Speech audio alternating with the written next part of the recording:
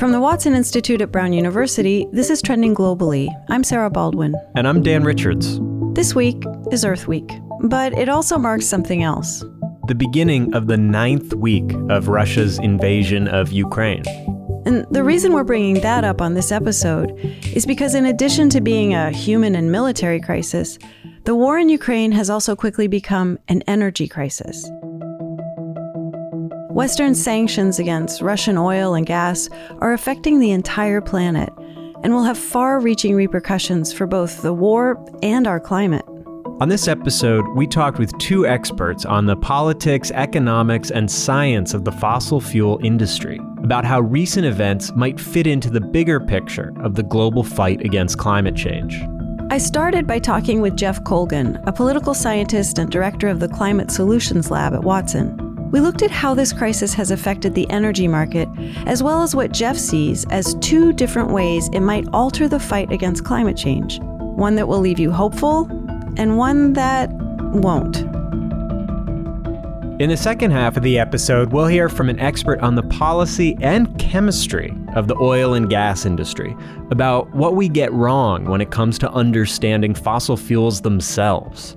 And more importantly, how those false assumptions that many of us hold might ultimately get in the way of creating an actual green energy transition. First, though, back to the crisis in Ukraine. I started by asking Jeff what the war in Ukraine revealed about the state of the global fossil fuel economy broadly. Here's what he had to say.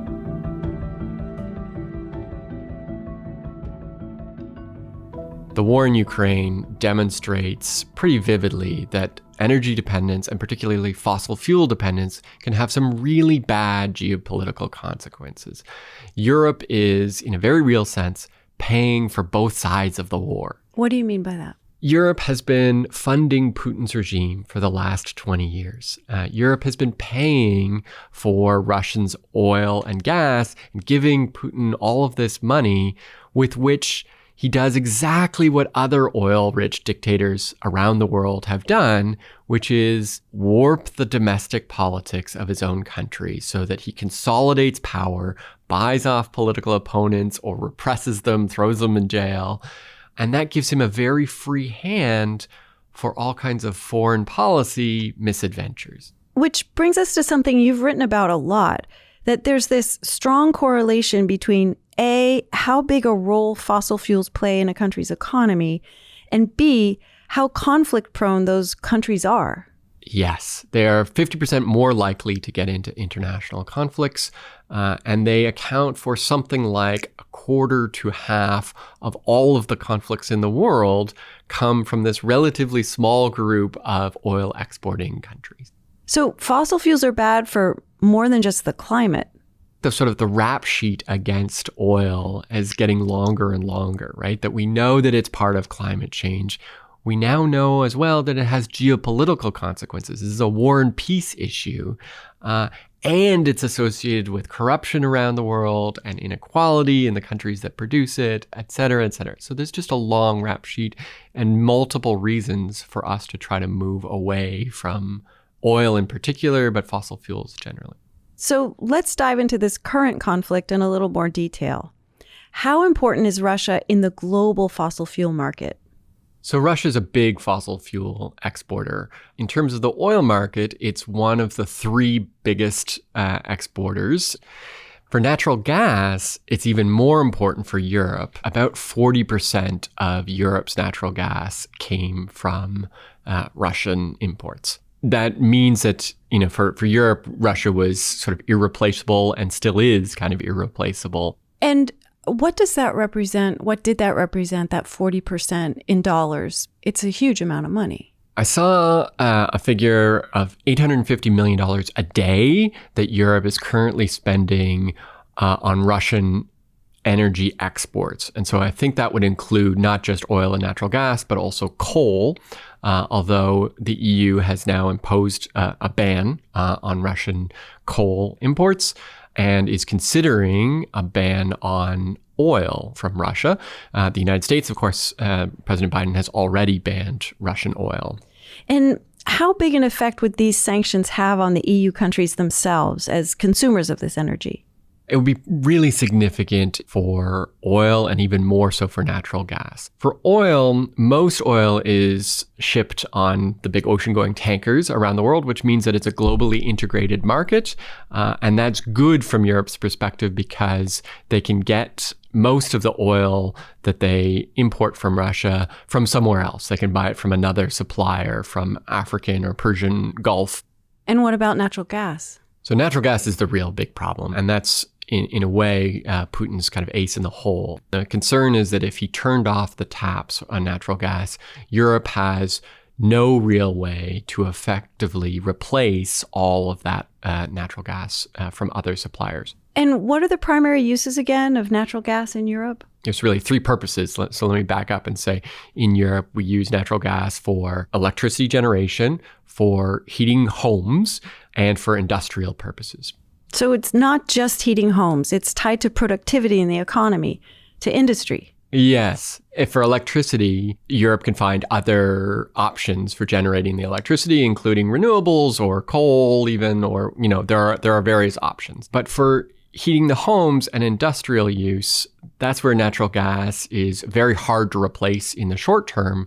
And so in the winter, when the demand for natural gas is highest, depending on how cold the weather is, and that's a really big variable here, Europe could be in that really unpleasant position of having to choose whether to shut down major industries or let their voters freeze in their homes, which is politically unviable. And so probably that means major businesses would be out of luck. And that has cascading consequences for industries like fertilizer production, because without natural gas, they can't make fertilizer, and that's going to have consequences for agriculture as well. So really significant threat that Putin has in his back pocket.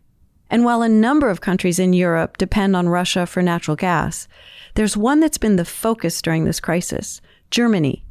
There are a few reasons for that, as Jeff explained. And that comes in part because of some really unfortunate policy choices Germany has made in the past, which include one, in 2011, they made the momentous decision to shut down their nuclear industry completely after the Fukushima disaster in Japan. Understandable concerns around nuclear, but nuclear has an impeccable safety record in Western Europe. It's carbon-free, and this decision led to increased dependence on Russian natural gas. And then a second major decision was, of course, the decision to build Nord Stream 2, that pipes natural gas from Russia directly to Germany through the Baltic Sea, so that it doesn't go through potentially troublesome transit countries like Ukraine, which is where traditionally much of the natural gas from Russia has flown into Europe. And Nord Stream 2 was never operational because just as the war broke out, Germany said, hold on, we're not going to do that. But Nord Stream 1, the original pipeline from natural gas, continues to operate even today. And so Germany's dependence on Russian fossil fuels for their energy is a continuing reality. Which brings us back to why we're talking about Ukraine for an episode on Earth Week. Well, before this war, Europe was at the forefront of the global push to transition to green energy. I asked Jeff how this crisis might affect that transition. He had good news and bad news. Let's do the bad news first.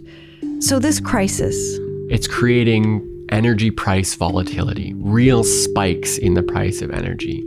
And when that happens, it's common for voters to get angry with their politicians. In fact, it's almost like an iron law of politics that when energy prices go up, voters get really unhappy.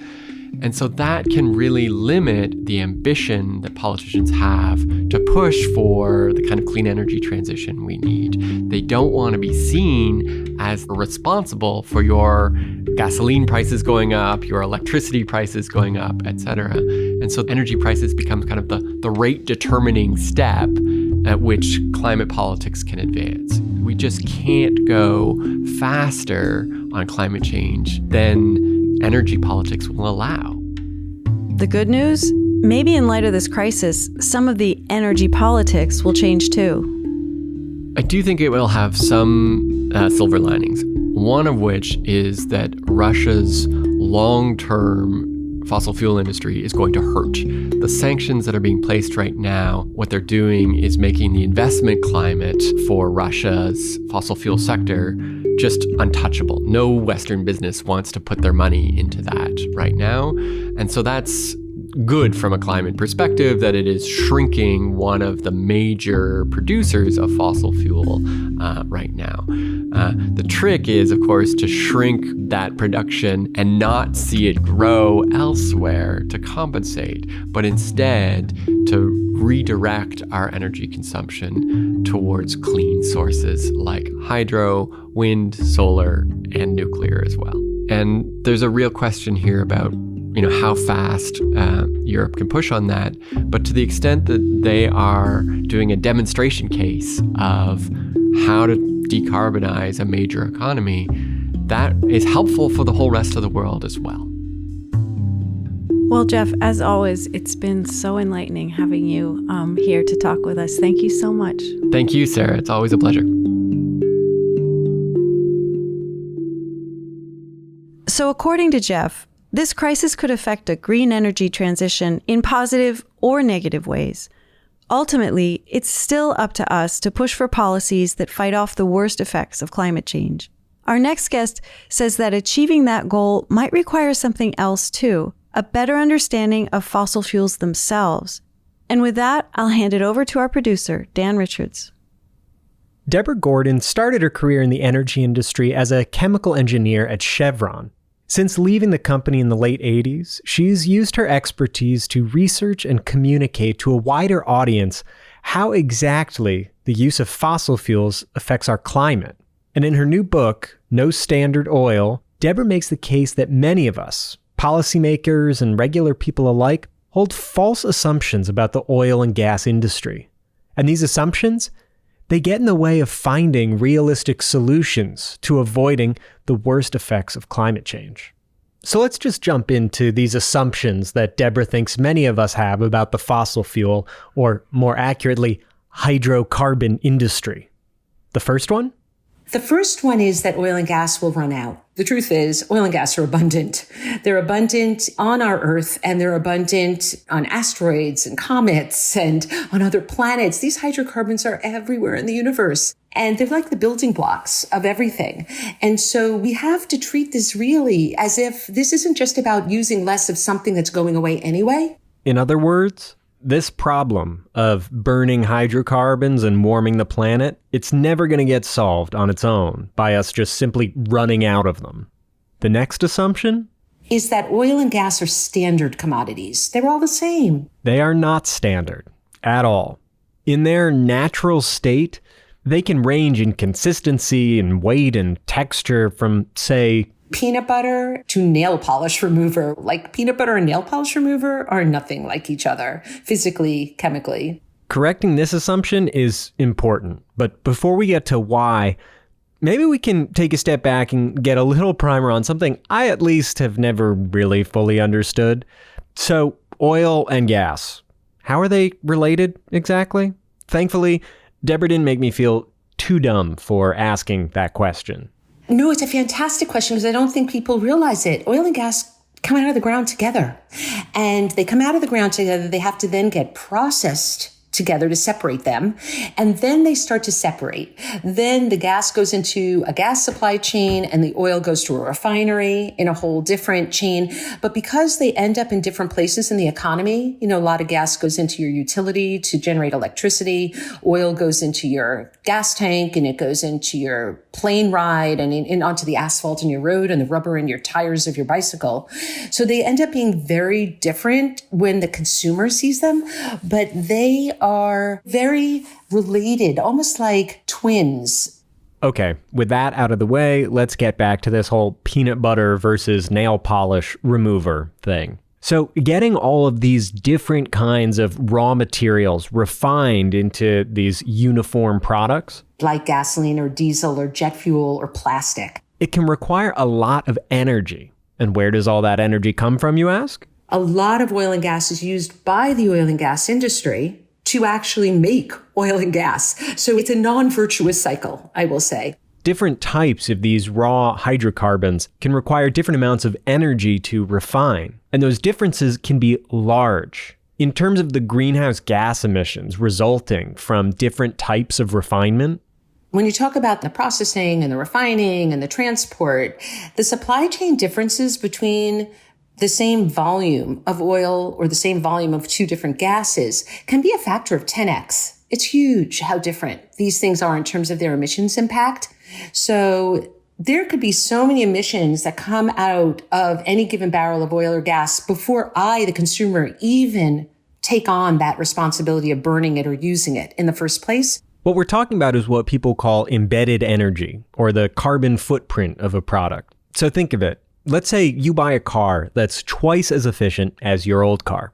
But at the same time, your local gas station starts getting gasoline that ultimately came from a different source, one that required 4 times the amount of energy to refine and transport. Well, your new efficient car then isn't really doing as much as you might have thought. Which brings us to another false assumption. That the solution rests on your and my shoulders, on consumers' shoulders, when in reality, there's not anything we alone can do to reduce the emissions impact of this industry.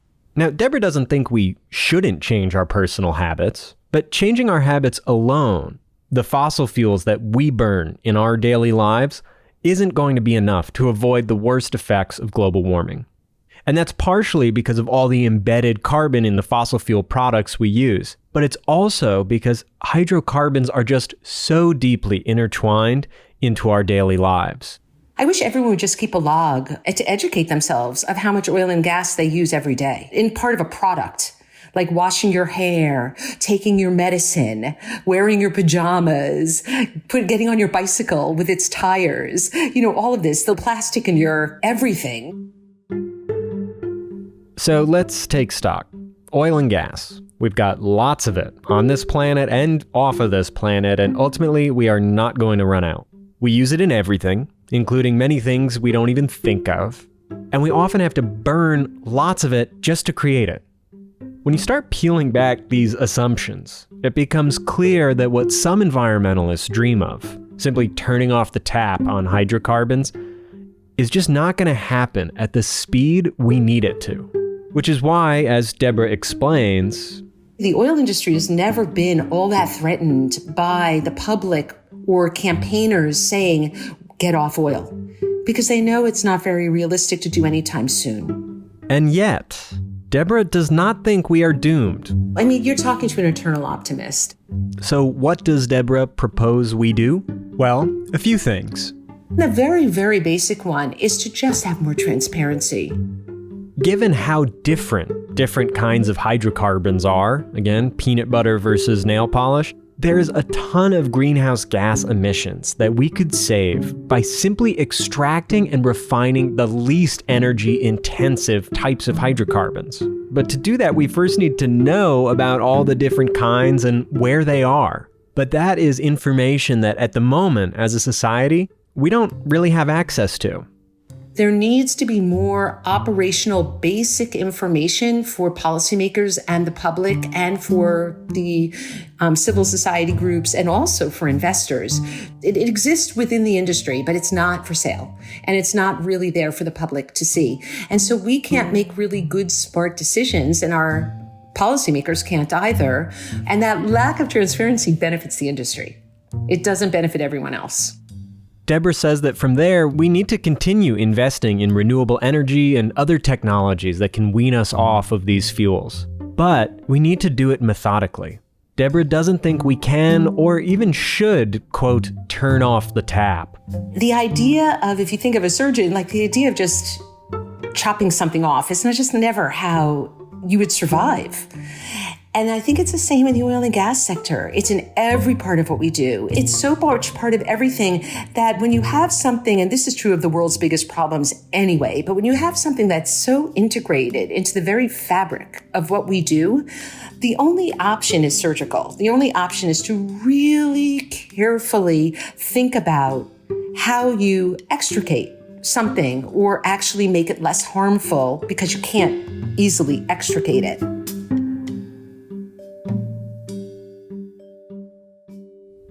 This idea is not as exciting sounding as a zero-carbon future powered entirely by renewable energy like wind and solar. But if recent history is our guide, it might be our only option.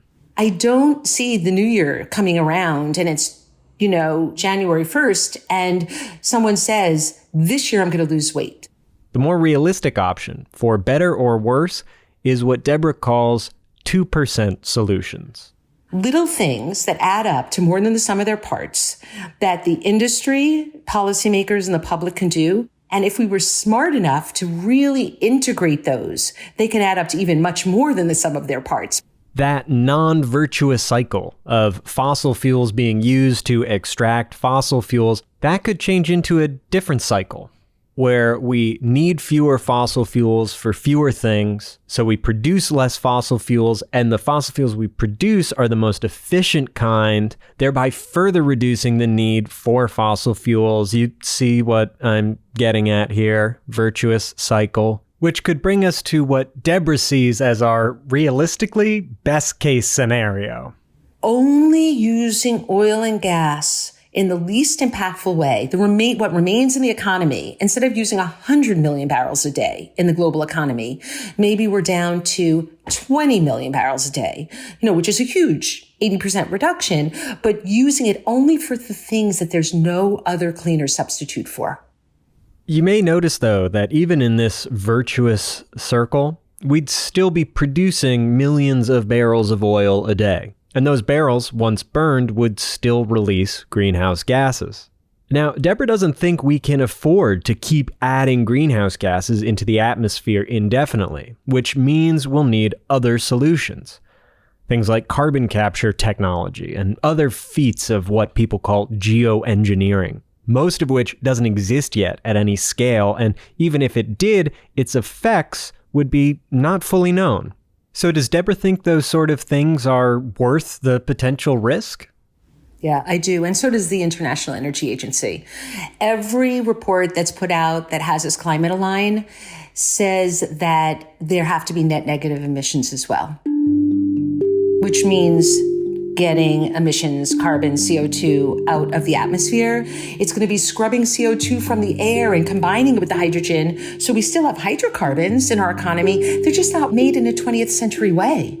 We're so used to digging things out and burning them. But the atmosphere is telling us we can't do it that way anymore. It doesn't mean we can't have hydrocarbon. We're going to probably have to combine CO2 from direct air capture and combine that with green hydrogen from splitting up water and ending up recombining hydrocarbons, which is essentially oil and gas, but not from geology, not from pools in the ground. It's going to be from waste that we pull this all together, and we make things in a much more circular way out of, what we have. This is the kind of stuff that really concerns some environmentalists. The idea of relying on technology to keep letting us use hydrocarbons forever. Can't we just stop using them and not risk all the consequences of some new untested technology on top of the old? Maybe.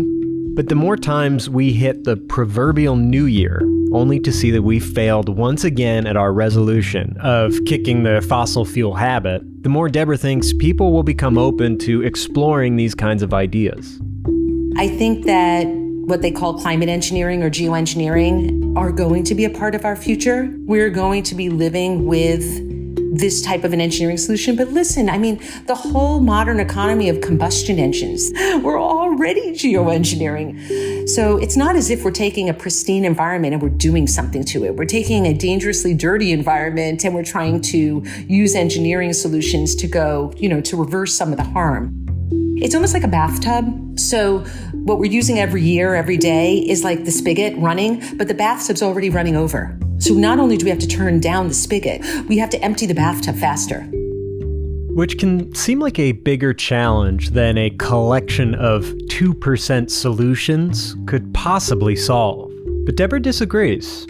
She thinks that if we can see this problem a little more clearly, in all its granular detail, that we could find a lot of small solutions within our grasp, and that these solutions could add up in ways that we can't even predict. So the idea of getting off of oil and gas means we have to untangle all of that web really smartly. And I think we're capable of it. We know the destination. What's the pathway?